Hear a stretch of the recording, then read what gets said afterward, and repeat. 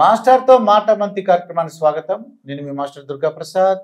ఈరోజు మనతో పాటు artificial intelligence expert doctor Sirisha గారు ఉన్నారు.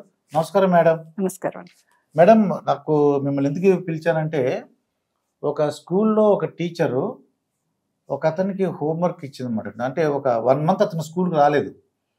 ఆ నోట్స్ అంతా రాయమని చెప్పేసి అట్ అబౌట్ 12కి ఇచ్చారు.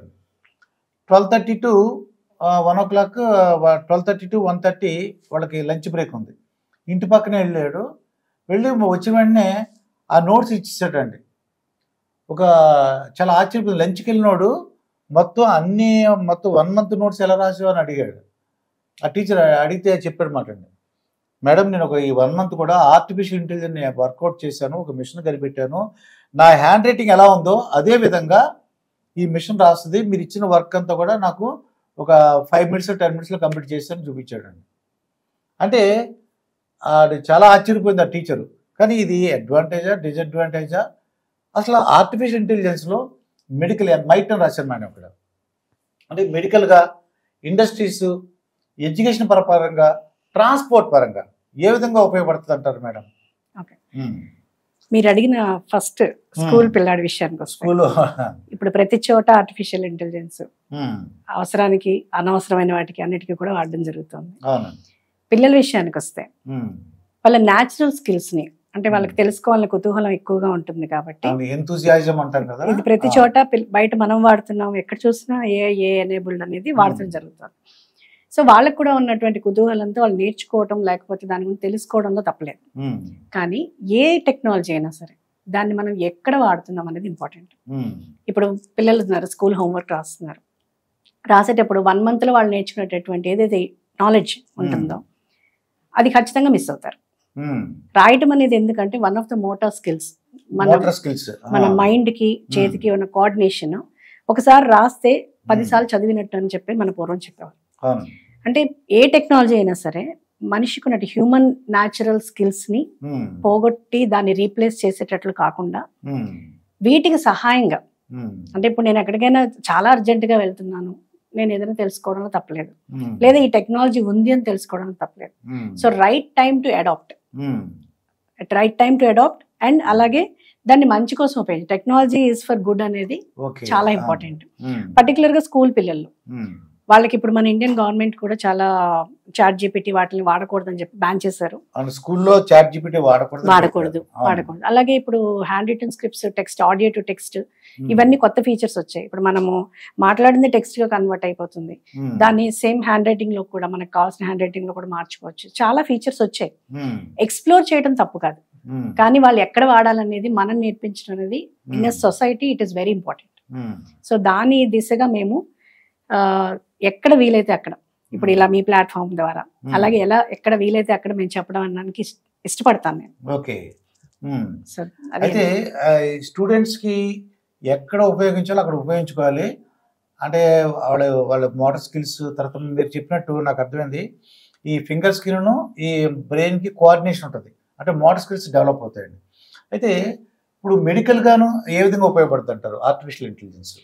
మెడికల్ అంటే హెల్త్ కేర్ విషయానికి వచ్చి చాలా అప్లికేషన్స్ ఉన్నాయండి. ఇప్పుడు మీరు రీసెంట్గా చూస్తే హాస్పిటల్స్లో మనకి లెటర్సే గాంధీ హాస్పిటల్ తీసుకుందాం, లేదంటే ఎనీ గవర్నమెంట్ హాస్పిటల్ తీసుకుందాం, వెయిటింగ్ టైం చూడండి. మనకి స్ట్రెంత్ ఆఫ్ డాక్టర్స్ అంటే మనకి చాలా తక్కువ నెంబర్ ఉన్నారు మనకి, అలాగే పాపులేషన్ వైజ్ చాలా ఎక్కువ ఉంది, డాక్టర్స్ తక్కువ మంది అంటారు, పేషెంట్స్ ఎక్కువ మంది అంటారు. మనం ఒక హాస్పిటల్కి వెళ్తే ఖచ్చితంగా కొన్ని టెస్ట్లకి వెళ్ళాలంటే వెయిటింగ్ టైం చాలా ఉంటుంది. కొన్ని corporate hospitals they are using కొన్ని టూల్స్ వాడి వాళ్ళ టైంని మినిమైజ్ చేయడానికి ట్రై చేస్తున్నారు. గవర్నమెంట్స్ కూడా అలాంటివి చేసినట్లయితే చూడండి రకరకాలుగా ఉపయోగపడుతుంది టెక్నాలజీ. మీరు వెయిటింగ్ టైం రెడ్యూస్ చేస్తే అక్కడ వెయిటింగ్ టైం తగ్గుతుంది, ట్రాఫిక్ తగ్గుతుంది. రకరకాలుగా దీని యొక్క ఉపయోగాలు ఉంటాయి. సో అలాగే చేయొచ్చు. ఇప్పుడు ఒకే డాక్టర్ ఆ ప్రిస్క్రిప్షన్ రాసి తర్వాత దాన్ని ఎనాలిసిస్ చేసే టైం పడుతుంది. అదే ఒక ఎక్స్రే తీసిన తర్వాత ఆర్టిఫిషియల్ ఇంటెలిజెన్స్ ఎనాలిసిస్ చేశారు అనుకోండి, సినాప్సిస్ ఇచ్చింది అనుకోండి, యాక్చువల్గా ఎక్స్రే ఇచ్చిన తర్వాత మళ్ళీ దానికి వేరే అతను రాస్తుంటారు, వీళ్ళు ఆ ఎక్స్రే రిపోర్ట్ తీసాడు అంటారు. ఎక్స్రే వచ్చిన వెంటనే ఆర్టిఫిషియల్ ఇంటెలిజెన్స్ ఉపయోగించి రిపోర్ట్ ఇచ్చేసింది అనుకోండి, టైం సేవ్ అవుతుంది కదా. అవునండి, చాలా విషయాల్లో ఇలాంటి మన టెక్నాలజీ వాడుతున్నాం. కాకపోతే దీనికి ఒక చిన్న తెలుసుకోవాల్సిన విషయం చెప్తాను. ఇప్పుడు మనం టెక్నాలజీ వాడుతున్నాము, Hmm. స్కాన్ చేస్తున్నాము, ఎక్స్రే వచ్చింది, దాని నుంచి ఎక్స్ట్రాక్ట్ చేస్తున్న రిపోర్ట్ వెళ్ళిపోతుంది. ఇక్కడ ఏంటంటే మన ఇండియాలో ఉన్నటువంటి చాలా ఇంపార్టెంట్ విషయం ఏంటంటే డేటా స్టోరేజ్ ప్రాబ్లం. ఇప్పుడు మనం అందరం కూడా out side India data centres వాడుతున్నాం, సర్వర్స్ కానివ్వండి వాటి మీద.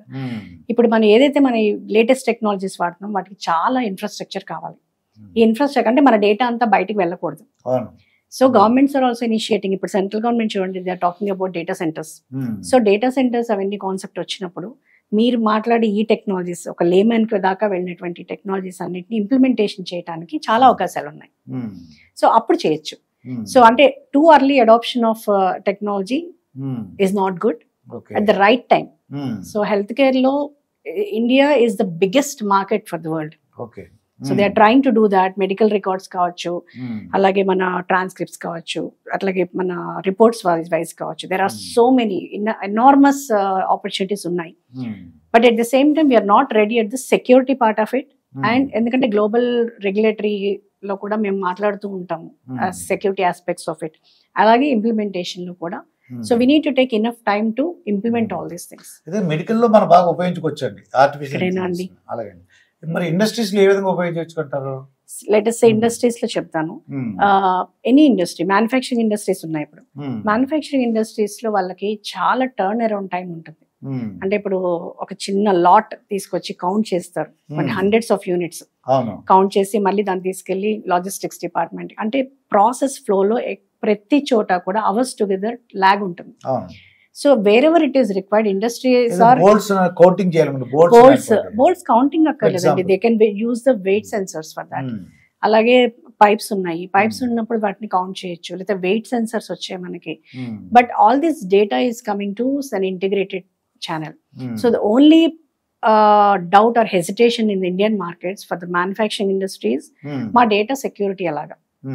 So akkada experts like us problem em kaadandi. Let us say ipudu computers vachinappudu annaru andaru edo అయిపోతుంది, అలాగే గ్యాస్ సిలిండర్ వచ్చినప్పుడు అయ్యో చాలా భయపడ్డారు. అంటే I'm just taking few examples. But ఏంటంటే మనం కరెక్ట్ మెజర్స్ తీసుకొని ఎక్స్పర్ట్స్ దగ్గర మీరు వెళ్తే వాళ్ళు మీకు చెప్తారు ఎలా చేయాలి. So they know properly how to use the data. మీ డేటా బయటకు వెళ్ళకూడదు, ఎలా చేయాలి, what are the corrective measures that you can take, ఏమేమి టెక్నాలజీ. ఇప్పుడు చాలా పెద్ద పెద్ద manufacturing industries they are looking at industry 4.0. So they wanted to adapt these technologies in a right way. So people are approaching us and we are working with them. Industries మనకు ఉపయోగపడుతుంది అది 100%. Example అంటే fast గా economically we can Boost the economy in such a way that ఇప్పుడు మీరు ఇందాక తీసుకున్న example 1 month లో పిల్లవాడు చేసిన పని అరగంటలో అయిపోతుంది అని అంటే 1 month productivity it is coming in to 1 minute or 30 minutes. It is kind of మన ఎక్స్పోర్ట్ క్వాలిటీ పెరుగుతుంది, క్వాంటిటీ పెరుగుతుంది, ఎకనామికల్ గా మనం స్ట్రాంగ్ అవుతాము. So what India is trying to do using technology we can do it, but how to leverage it.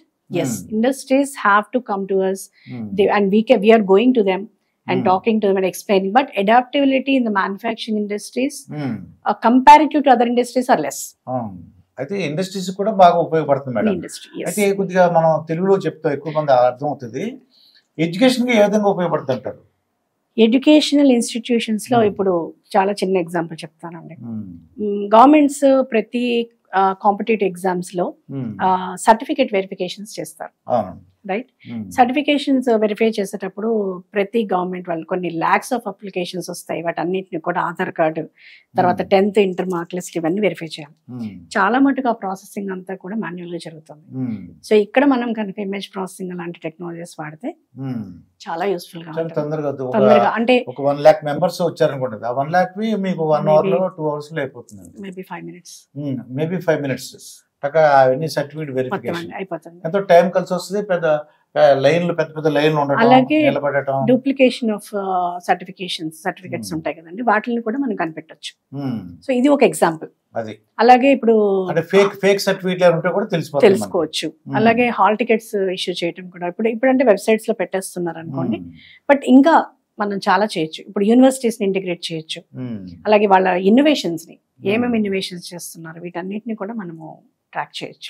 అలాగే ఇక transport విషయంలో చెప్పండి మేడం. ట్రాన్స్పోర్ట్ విషయం అయితే ఇప్పుడు మీకు ఒక చాలా బెస్ట్ ఎగ్జాంపుల్ చెప్పాలంటే ఏరోప్లేన్ కానీ, ఏరోప్లేన్స్ తర్వాత మన ట్రైన్స్, బస్సెస్ అన్ని కూడా. ట్రైన్స్ లో ఆల్రెడీ గవర్నమెంట్ ఆఫ్ ఇండియా ఇప్పుడు వందే భారత్ ఎక్స్ప్రెస్ లో వీటిలో మీరు చూస్తే గనక ఏదైనా చిన్న అబ్స్ట్రక్షన్ ఉన్నా కూడా సిగ్నలింగ్ ఇంజనీరింగ్ డిపార్ట్మెంట్స్ వాటిలో దే ఆర్ యూజింగ్ చాలా అడ్వాన్స్డ్ లెవెల్. మీరు ప్రపంచంలో కంటే కూడా అడ్వాన్స్డ్ లెవెల్ ఆఫ్ టెక్నాలజీ మనం శాటిలైట్ నుంచి కూడా తీసుకుంటున్నాం ఇప్పుడు మనం. సో వీఆర్ వన్ స్టెప్ కాదండి, చాలా స్టెప్స్ అహెడ్ ఉన్నాం మనం. అలాగే మీరు ట్రాన్స్పోర్ట్ సిస్టమ్లో అడిగారు కాబట్టి ఒక చాలా బెస్ట్ ఎగ్జాంపుల్ చెప్తాను. కోవిడ్ టైంలో మీరు చాలా కంపెనీస్ ఇబ్బంది పడ్డాయి, but I name it because of the company has done అంటే చేసింది కాబట్టి. అమూల్ కంపెనీ 70% ప్రాఫిట్స్ చేశారు. ఎందుకు అనంటే వాళ్ళు టెక్నాలజీని యూజ్ చేసుకోవడంలో ముందున్నారు. అలాగే లాజిస్టిక్స్ లో వాళ్ళు ఎక్కడ అప్లై చేయొచ్చు దీన్ని అని ముందుగానే తెలుసుకొని చేయటం వల్ల టఫ్ టైమ్స్ లో కూడా నార్మల్ కంటే కూడా 70% వాళ్ళు ప్రాఫిటబిలిటీని తీసుకొచ్చారు. ఇవన్నీ ఎలా ఉంటాయంటే ఒక విజన్ తోటి వెళ్ళే ఏవైతే manufacturing industries or transport companies వాళ్ళు ఏవైతే ఉన్నారో వాళ్ళు అడాప్ట్ చేసుకుంటే చాలా చాలా చాలా అద్భుతాలు సృష్టించవచ్చు. ట్రాన్స్పోర్ట్ సిస్టమ్ లో ఉపయోగిస్తే నేను అనుకోవటం అంటే రిజర్వేషన్ లో కానీ తర్వాత అంటే చెప్పడం కానీ మొత్తం ఇదంతా కొంచెం టైం పడుతుంది. ఇప్పుడు కాకుండా వెంటనే మనకి కామన్ పోర్టల్ అండి. ఇప్పుడు బుక్ మై షో ఉంది. బుక్ మై షోలో మీకు 4 సిటీస్ లో ఎక్కడెక్కడ ఏ థియేటర్ లో ఎన్ని సీట్లు ఖాళీ ఉన్నాయో తెలుస్తోంది. అలాగే మీకు any transportation system, public transportation system లో మీరు చేయొచ్చు. అలాగే ఉన్నాయి, ఎవరికి వాళ్ళకి ఇంటిగ్రేటెడ్ గా ఉన్నాయి. కాంపిటీషన్ వల్ల వాళ్ళన్నింటినీ ఇంటిగ్రేటెడ్ ప్లాట్ఫామ్స్ లోకి తేలే కష్టం. కానీ ఫర్ ఎగ్జాంపుల్ నాకు అనిపిస్తుంది మీరు చెప్పినట్టు ఉపయోగించారు. నేను థర్డ్ ఏసీ తీసుకున్నాను, అది లేదని తెలిసింది అనుకోండి, నీకు సెకండ్ ఏసీ ఓకేనా అని అంటారు అనుకోండి. అవునండి, సెకండ్ ఏసీ మళ్ళీ నేను తీసుకోకుండా ఆ బుకింగ్ లో సెకండ్ ఏసీ కూడా నేను థర్డ్ ఏసీ లేకపోతే సెకండ్ ఏసీ చూడండి, సెకండ్ ఏసీ లేకపోతే ఫస్ట్ ఏసీ కూడా రెడీ అన్న అనుకోండి. అట్లీస్ట్ నాకు ఇంకోటి ఏదన్నా ఇంకో లేకపోతే ట్రైన్ మార్చడం అని ఒక ఆప్షన్ పెట్టేది అనుకోండి, అది టక్ టక్ మనం చేసేసింది. Indian railways is already using it, అది చేస్తున్నారండి. ఇంకా మీరు అన్నట్లుగా లాజిస్టిక్స్ ఆర్ ట్రాన్స్పోర్టేషన్, ఇప్పుడు మీరు అన్నట్టు పబ్లిక్ ట్రాన్స్పోర్టేషన్ లో ఇవి చేస్తున్నారు. అలాగే కంపెనీస్ ఇప్పుడు లాజిస్టిక్స్ ట్రాన్స్పోర్టేషన్ సిస్టమ్స్ ఉంటాయి కదండి, వాటిల్లో చాలా చాలా అప్లికేషన్స్ ఉన్నాయి. వాళ్ళు టైం ఎక్కడ మీరు తగ్గించుకోవాలి, రైట్ టెక్నాలజీ ఎక్కడ వాడాలి దగ్గర వాడచ్చు. చిన్న డౌట్ శిరీష మేడం, అంటే దీనివలన జాబ్ అంటే తగ్గిపోతాయేమో, జాబ్ లేకుండా చాలా మంది ఉండిపోతారేమో. ఒక మనిషి చేసే పని అది లేకపోతే 10 మంది 100 మంది చేసే పని ఒక సెకండ్ లో చేసేస్తుందని తెలిసింది అనుకోండి, మరి అందరికి జాబ్ పోతుంది అని భయంగా ఉంటుంది మేడం. సో ఇక్కడ చాలా మందికి అర్థం కాని విషయం ఏంటంటే జాబ్ కంప్యూటర్స్ వచ్చినప్పుడు కూడా ఇలాగే జాబ్స్ పోతాయని అన్నారు. కానీ ఒక టెక్నాలజీని తీసుకొచ్చేటప్పుడు వెనకాల బ్యాక్ ఎండ్ లో ఎంత మంది కావాల్సి వస్తారు అనేది చాలా ఇంపార్టెంట్. ఇప్పుడు మీరే చూడండి, ఆటోమేటెడ్ వెహికల్స్ వచ్చాయి, అటానమస్ వెహికల్స్ వచ్చాయి. అటానమస్ వెహికల్స్ వచ్చినప్పుడు మీరు ఎవరో ఒకళ్ళు అక్కడ మాన్యువల్ ఇంటర్వెన్షన్ లేకుండా ఏ టెక్నాలజీ ఉండదు. ఇప్పుడు మనం ఇప్పుడు లేటెస్ట్ ఈ కెమెరాని నేను ఆటోమేట్ చేయగలుగుతా, ఎందుకంటే మనం ఇప్పుడు ఇండస్ట్రీస్ లో ప్రతి చోట కెమెరాస్ ఉంటున్నాయి. కెమెరాస్ నుంచి డేటా తీసుకుంటున్నారు. VR automatic. నేను ఎక్కడో కూర్చుంటాను ఆఫీస్ లో, ఒక మ్యానుఫ్యాక్చరింగ్ ఇండస్ట్రీస్ లో 400 కెమెరాస్ ఉంటే వీఆర్ కంట్రోలింగ్ ఇట్. ఇప్పుడు సిటీలో కూడా అంతే కదా, integrated systems. But manual intervention లేకుండా, అంటే ఒక మనిషి అక్కడ కూర్చోకుండా అవ్వదు. అలాగే డేటా అంతా ఎక్కడికి వెళ్తుంది, అక్కడ మళ్ళీ టెక్నికల్ టీమ్స్ కావాలి, తర్వాత డేటా ప్రాసెసింగ్ చేయడానికి కావాలి, దాని నుంచి మళ్ళీ ఒక యూస్ఫుల్ అప్లికేషన్స్ తయారు చేయడానికి మనుషులు కావాలి.